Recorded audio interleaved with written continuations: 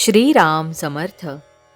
श्रोते हो, आपण ऐकत आहात श्री गोंदवलेकर महाराज यांचे प्रवचन. वैराग्य वाचून सारा परमार्थ लटका आहे.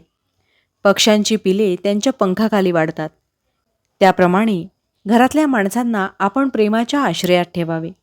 आपण त्यांच्यावर प्रेम करतो याची जाणीव ज्याला असेल, त्याचे दोष काढलेले त्याला बोचत नाहीत.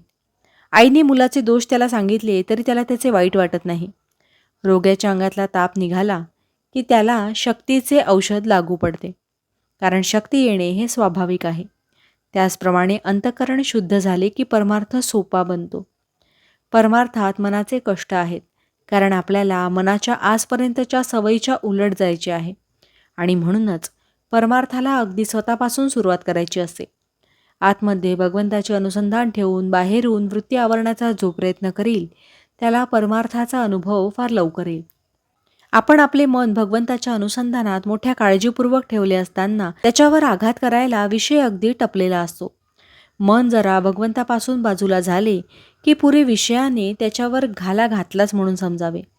साधकाने रात्रंदिवस अगदी डोळ्यात तेल घालून जपले पाहिजे. म्हणून परमार्थ म्हणजे अखंड सावधानता होय. प्रपंच आणि परमार्थ वेगळा नाही. प्रपंच अनासक्तीने आणि आनंदाने करणे हाच परमार्थ. परमार्थाच्या आड काय येते? धन, सूत, दारा वगैरे आड येत नाहीत, तर त्यांच्यावरचे जे ममत्व ते आड येते. वस्तूवर आसक्ती न ठेवणे हे वैराग्य आहे. ती वस्तूच नसणे हे वैराग्य नव्हे. एखाद्याला बायको नसली म्हणजे तो विरक्त आणि असली तर आसक्त असे म्हणता येणार नाही.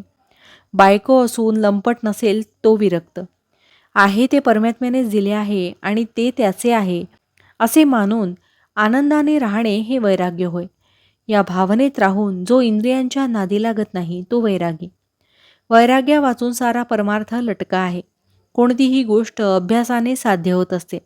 आज खरी भक्ती नाही म्हणून भगवंताचे स्मरण नाही, आणि भगवंताचे स्मरण ठेवण्याचा अभ्यास केल्याशिवाय खरी भक्ती येत नाही.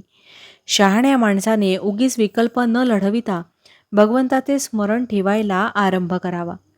ज्या ठिकाणी आपल्या ओळखीचे कोणी नाही, आपले आप्त कोणी नाहीत, जिथे आपल्याला कोणी मान देत नाही, अशा ठिकाणी राहून अनुसंधानाचा अभ्यास करावा. जिथे कोणी आपल्याला ओळखीचे नाही असे स्थान आपल्या अभ्यासाला फार चांगले असते. भावार्थ: बाह्यांगाने करावी प्रपंचाची संगती, चित्ती असावा एक रघुपती. जानकी जीवन स्मरण जय जय राम. महारुद्र हनुमान की जय. समर्थ रामदास स्वामी महाराज की जय. सब संतन की जय. श्री अनंत कोटि ब्रह्मांड नायक राजाधिराज सच्चिदानंद सद्गुरु श्री ब्रह्म चैतन्य महाराज की जय. जय जय रघुवीर समर्थ.